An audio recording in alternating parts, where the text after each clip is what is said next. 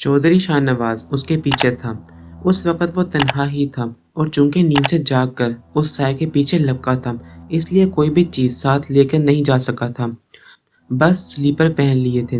Mobile phone भी नहीं था कि हमीद खान को ही इत्तला दे देता।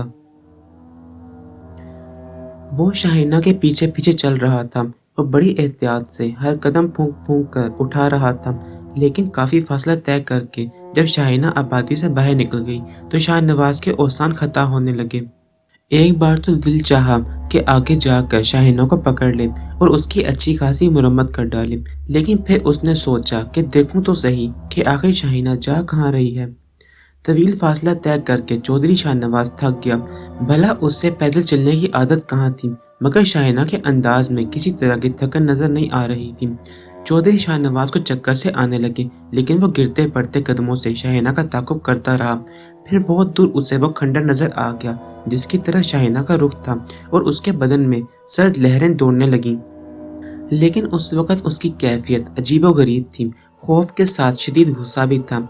न जाने क्यों उसे यूं लगा था जैसे शाहीना के किरदार में कोई सकीम पैदा हो गया है। शाहीना खंडर में दाखिल हो गई और मुख्तलिफ रास्ते तय करती हुई एक जगह रुक गई। उसने काली चादर उतार कर एक तरफ रख दी और फिर उस पत्थर की काली सिल के सामने बैठ गई। उसका अंदाज अकीदतमंदों जैसा था। फिर दोनों हाथ सामने करके उसने सर झुकाया। 3-4 मरतबा इसी तरह किया और उसके बाद उसकी आवाज उभरी, हे महासाबली, मेरे मन को शांति दे। मेरा मन बेकुल है, मुझे मंजधार में छोड़ दिया गया है। एक तरफ मेरे मन में तेरी आग जला दी गई है तो दूसरी तरफ उसके बाद कुछ नहीं बताया गया कि मुझे करना क्या है। काली देवी, मेरी सहायता कर, मेरा मन शांत कर दे। मैंने जो कुछ चाहा था वो भी मुझे नहीं मिला। मैं अपने पति को चाहती थी और जब दूसरी औरत ने उस पर कब्जा जमा लिया तो मैं बेकुल हो गई। महासाबली, मुझे शांति दो। मैं अपना सब कुछ तुम पर वार दूंगी, मुझे शांति दो। ये अल्फाज रात की तारीकी और खामोशी में गूंज रहे थे और चौधरी शाहनवाज उन्हें सुन रहा था। पत्थर की सिल में कोई तहरीक पैदा न हुई। बहुत देर तक वो उसके सामने ऐसे ही बोलती रही। चौधरी शाहनवाज के दिल में अजीबोगरीब ख्यालात उठ रहे थे। शाहीना का पूरा माजी उसकी निगाहों के सामने था। एक अच्छे खानदान से उसका ताल्लुक था। इसने कोई शक नहीं कि वो मिजाज की थोड़ी सी तलख थी और बार बार चौधरी शाहनवाज से उसकी झड़पें भी हो चुकी थीं, लेकिन उसका दीन धर्म खराब नहीं था। अच्छे खासे मुसलमान घराने से ताल्लुक रखती थी, लेकिन अब जो बकवास वो कर रही थी वो बहुत अजीब थी। बहुत देर तक वो सजदे में पड़ी रही, फिर उसके बाद उठी और अपनी चादर उठाकर अपने ऊपर ओढ़ ली और वापस चल पड़ी। चौधरी शाहनवाज खुद भी जल्दी से खड़ा हो गया था। शाहीना एक पुरसरार साए की मानिंद वापस जा रही थी। चौधरी शाहनवाज के होशो हवास गुम थे। दोबारा इतना लंबा सफर तय करके हवेली वापस जाने के तस्वर ने ही उसे निढाल कर दिया था। खौफनाक जंगल, हू का आलम, कहीं रुक भी नहीं सकता था। इस कदर दिलेर नहीं था कि जंगल में कहीं रुक जाता, जबकि वो देख रहा था कि शाहीना 90 तुले कदमों से वापसी का सफर तय कर रही है। यहाँ तक कि वो ये लंबा फासला तय करके हवेली पहुंच गई और फिर इसी चोर दरवाजे से अंदर दाखिल हो गई। चौधरी शाहनवाज भी उसके पीछे पीछे था और उस वक्त उस पर घशी सी तारी हो रही थी। हवेली के अहाते में दाखिल होकर एक कदम उठाने को दिल नहीं चाहा। वो बाएं बाग की मशरिकी हिस्से में पहुंच गया और यहाँ एक हौज के किनारे बनी पर बैठकर लेट गया। उसका पूरा बदन फोड़े की तरह दुख रहा था। सांस फूला हुआ था। ठंडी ठंडी हवाओं के झोंकों ने फरहत का एहसास दिलाया और गशी की कैफियत आहिस्ता आहिस्ता खत्म होने लगी। शाहीना यकीनन बेडरूम में पहुंच गई होगी। उसे मौजूद ना पाकर पता नहीं उसने क्या सोचा होगा, लेकिन चौधरी शाहनवाज के दिल में उस वक्त एक अजीब सी कैफियत पैदा हो रही थी। शाहीना के अल्फाज ने उसे कशमकश का शिकार कर दिया था। एक तरफ तो वो शाहीना के अमल से शदीद मुंतशिर था, तो दूसरी तरफ उसके दिल में एक गद्दाज सा उभर रहा था। चौधरी शाहनवाज इतना संगदिल नहीं था कि औरत के जज्बातों को न समझ सके। शाहीना अपने जलापे का शिकार हो गई थी। शौहर की मोहब्बत ने उसे दीवाना कर दिया था। उसे इस तरह बेयारो मददगार नहीं छोड़ देना चाहिए। उस कमीने राजगंदल ने शाहीना को यहाँ तक पहुँचाया है और इस सिलसिले में उसका मावनकार रफीक है। राजगंदल के खिलाफ चौधरी शाहनवाज ने बहुत सख्त कदम उठाया था और उसने हमीद खान की सरगर्दी में अपने सारे अफराद भेजकर राजगंदल का पूरा डेरा तबाह करा दिया था। हमीद खान को उसने यही हदायत की थी कि राजगंदल को जिस तरह भी बन पड़े زندہ گرفتار کر کے لائے، اور اگر ایسا نہ ہو سکے تو کم از کم اس کی لاش ہی اٹھا لائے۔ لیکن حمید خان نے جواب دیا تھا کہ راج گندر کے بہت سے آدمیوں کو قتل کرنے کے باوجود کہیں سے راج گندر کا نشان نہیں مل سکا، وہ لاپتہ ہو گیا ہے۔ بہرحال یہ بھی چودھری شاہ نواز کے لیے ایک چیلنج تھا اور اس نے راج گندر کی تلاش کے لیے ایک منصوبہ بنایا تھا، لیکن اس وقت شاہینہ نے پتھر کی اس سل کے سامنے جو الفاظ کہے تھے انہوں نے چودھری شاہ نواز کو تھوڑا سا مزمل کر دیا تھا۔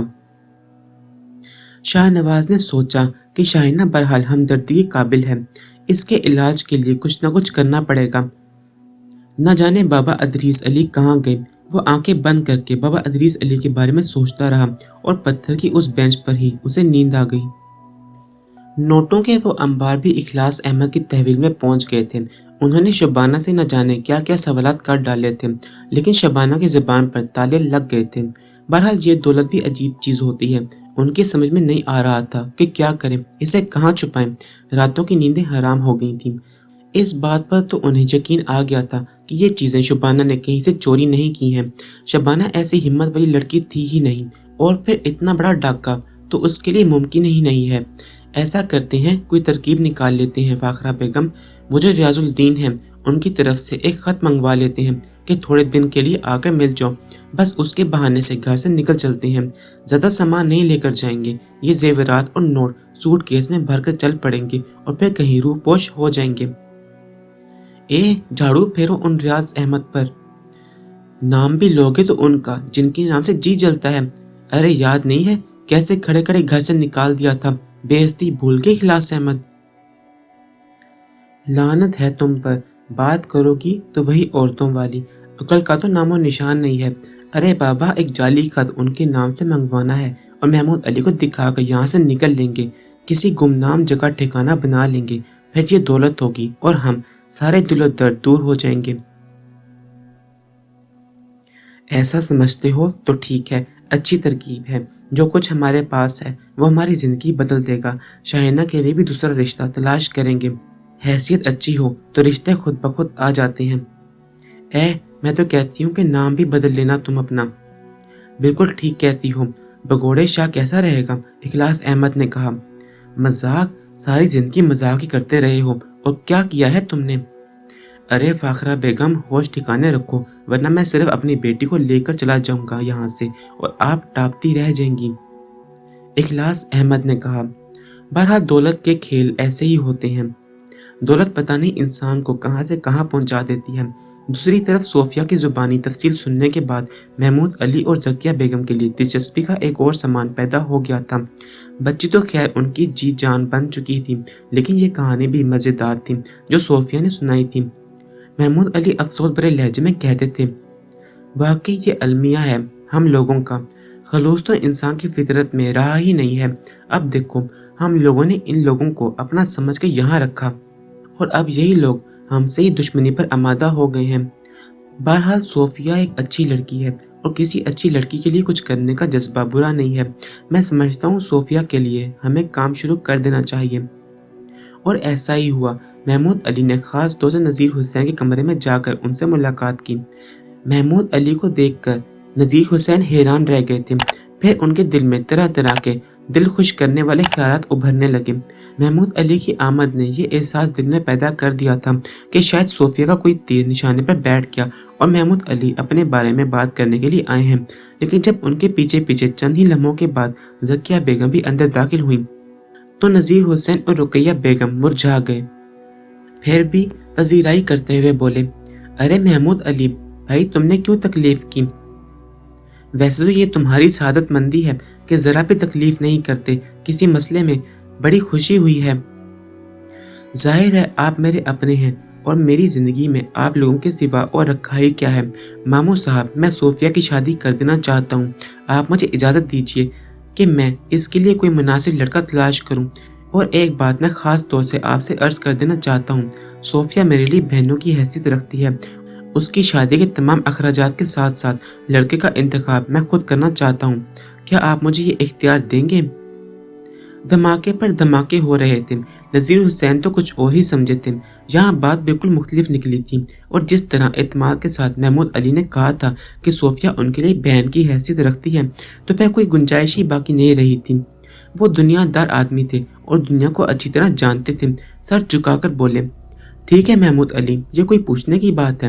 تم نے اس دل سوزی سے ہمارے بارے میں سوچا، ہمیں بھلا کیا اعتراض ہو سکتا ہے؟ اس طرح صوفیہ کا مسئلہ حل ہو گیا تھا، لیکن کوٹلی کے معاملات معمولی نہیں تھے۔ اب ایک اور پارٹی سامنے تھی۔ یہ رحمت علی اور نادیہ خالہ اور شکیل تھے۔ شکیل کی بیوی سمینہ کا تو خیر اس سلسلے میں کوئی کردار نہیں تھا، وہ صرف شوہر کی ہاں میں ہاں ملا رہی تھی، اور شکیل کی بھی یہی خواہش تھی کہ جس طرح بھی ممکن ہو سکے اس کی اولاد محمود علی اور ذکیہ بیگم کی آغوش میں پہنچ جائے۔ رحمت علی نے تو خیر علم بغاوت بلند کر دیا تھا اور شکیل کو لعنت ملامت کی تھی، جس کے دل میں فاسد خیالات ابھر رہے تھے، لیکن شکیل نے ہار نہیں مانی تھی اور وہ کچھ کرنے کے چکر میں تھا۔ اس نے فیصلہ کیا تھا کہ بچی کو اغوا کر کے کہیں پہنچا دیا جائے، اور وہ منصوبہ بندی میں مصروف تھا۔ فطرتاً غلط قسم کا نوجوان تھا، آسان ذریعہ آمدنی کا متلاشی، چنانچہ اپنے 2-3 جرائم پیشہ دوستوں کی مدد سے اس نے منصوبہ مکمل کر لیا۔ اس کا ایک دوست ایک پرانی گاڑی لیے محمود علی کی کوٹھی سے کچھ فاصلے پر صبح سے شام تک کھڑا رہتا تھا، اور شکیل اس طاق میں تھا کہ کوئی موقع مل جائے تو وہ بچی کو اغوا کر کے لے آئے، اور آخرکار اسے موقع مل ہی گیا۔ دوپہر کا وقت تھا، نہ جانے کس کام سے شبانہ بچی کو لے کر باہر آئی تھی۔ بچی جاگ رہی تھی، شبانہ نے اسے درخت کی چھاؤں میں بٹھایا۔ شکیل تو پہلے ہی نگاہ رکھے ہوئے تھا، اس نے ادھر ادھر دیکھا اور آہستہ آہستہ بچی کی جانب بڑھنے لگا۔ اس کے دل میں آرزو تھی کہ شبانہ کسی کام سے ادھر ادھر ہو جائے، اور اس وقت تقدیر کچھ باور تھی کہ شبانہ نے بچی کے لیے تھوڑے فاصلے پر پھول توڑنے شروع کر دیے۔ شکیل نے فوراً ہی خطرہ مول لے لیا، وہ پھرتی سے آگے بڑھا اور اس نے بچی کو چیل کی طرح دبوچ لیا۔ پھر وہ برق رفتاری سے احاطے کی دیوار کی جانب بھاگا۔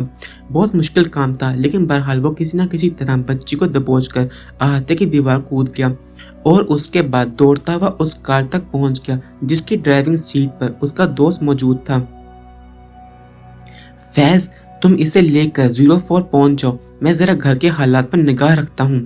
میرا گھر سے غائب ہونا مناسب نہیں ہوگا، ذرا احتیاط رکھنا، جیسے ہی موقع ملا میں تم سے ملوں گا۔ یہ کہہ کر وہ واپس کوٹھی میں آ گیا۔ اس کی تقدیر یاور تھی کہ شبانہ اس کو نہیں دیکھ پائی تھی، البتہ جب وہ واپس پلٹی تو اس نے بچی کو غائب پایا۔ پہلے تو وہ یہ سوچتی رہی کہ بچی شاید خود ہی کہیں آگے بڑھ گئی ہوگی، لیکن پھر اس کے دل میں خوف نے بسیرا کر لیا، اور وہ وحشت زدہ انداز میں چاروں طرف دوڑنے لگی۔ وہ چیخ چیخ کر سبوئی کو آواز دے رہی تھی، لیکن سبوئی کا کہیں پتہ نہیں تھا۔ جب اس نے یہ خبر اندر کوٹھی میں پہنچائی تو کوٹھی میں کہرام مچ گیا تھا۔ راج گندل ویرانوں میں مارا مارا پھر رہا تھا، اس کا سب کچھ تباہ ہو چکا تھا۔ زندگی میں عیش کی تھی، لیکن اب برے حالات کا شکار تھا۔ اسے اس بات کا علم ہو چکا تھا کہ چودھری شاہ نواز نے اس کے ڈیرے کو جڑ سے اکھاڑ پھینکا ہے، اور اب کوئی ساتھی نہیں رہا، لیکن اگر مہا سابلی کا سہارا مل جائے تو سب کچھ ہو سکتا ہے۔ کافی دن تک تو وہ دیوانوں کی طرح مارا مارا پھرتا رہا، پھر ایک ایسے علاقے میں پہنچ گیا جو آبادی سے کافی دور تھا۔ یہاں ایک جھرنا پہاڑوں کی بلندیوں سے نیچے گر رہا تھا، اس سے ایک شفاف ندی بن گئی تھی، لیکن اس کے آس پاس نہ جانے کس طرح ترکاریاں اگ آئی تھیں، اور مٹر کی بیلیں اور ایسی ہی دوسری قابل استعمال ترکاریاں موجود تھیں۔ راج گندل نے اس جگہ کو اپنا ٹھکانہ بنایا اور یہاں اپنا وقت گزارنے لگا۔ کافی دن دیوانگی ختم ہونے میں لگے۔ جو کھو گیا تھا اس کے سلسلے میں اسے دلی ملال تھا، لیکن اس سلسلے میں وہ چودھری شاہ نواز سے زیادہ بابا ادریس علی کو ذمہ دار سمجھتا تھا، اور اکثر اس کے ہونٹوں سے بڑبڑاہٹیں نکل جاتی تھیں۔ مہا کالی کی سوگند، اگر کبھی مہا سابلی نے مجھے شکتی دے دی تو بابا ادریس، میں تیرا اور تیرے پریوار کا وہ حال کروں گا کہ سنسار تیرا نام لے لے کر روئے گا۔ ماں سابلی، وہ میرا ہی نہیں تیرا بھی دشمن ہے، میری سہایتا کر کہ میں اپنے اور تیرے دشمن کو ختم کر دوں۔ کافی عرصہ اسے اپنی کیفیت بحال کرنے میں لگا، اور پھر اس کا ذہن رفتہ رفتہ اعتدال پر آنے لگا۔ تب اس نے اپنے ماضی کے بارے میں سوچا، وہ کوئی معمولی انسان نہیں رہا تھا۔ محنت کر کے اس نے بہت سے منتر حاصل کیے تھے۔ مہا شکتیمان بننے کے لیے جب اس نے کارروائیوں کا آغاز کیا تھا تو ماضی کی بے شمار باتیں بھول گیا تھا۔ اس کے بعد جب اسے ایک مسلمان بچی کو حاصل کرنے کا موقع ملا تو اس نے اپنی تمام تر صلاحیتیں اس طرف منتقل کر دیں اور بہت سے منتر اس بڑے جاپ کے لیے دان کر دیے، لیکن اب رفتہ رفتہ اسے سب کچھ یاد آتا جا رہا تھا۔ پھر اسے ایک ایسا منتر یاد آ گیا جس کا جاپ کر کے وہ کالی سے ہم کلام ہو سکتا تھا۔ اب تک تو اس نے صرف ماں سابلی کے جاپ کیے تھے اور انہی سے کام لیتا رہا تھا، لیکن اب اس نے سوچا کہ کالی بھی تو اس کی ماں ہے، کالے علم کی ماں، اور اس نے 2-3 دن آرام کرنے کے بعد کالی کا جاپ شروع کر دیا۔ سبز تر و تازہ ترکاریاں اور جھرنے کا پانی اس کے لیے بہت اچھا تھا۔ کالی کے جاپ کا آغاز ہو گیا اور اس نے دن رات اپنے آپ کو اس منتر کے لیے وقف کر دیا۔ یہاں تک کہ جاپ پورا ہو گیا تو اس نے کالی دیوی کو دیکھا جو اپنے کالے وجود اور لال زبان کے ساتھ اپنے بے شمار ہاتھ نچاتی ہوئی اس کے سامنے پہنچ گئی تھی۔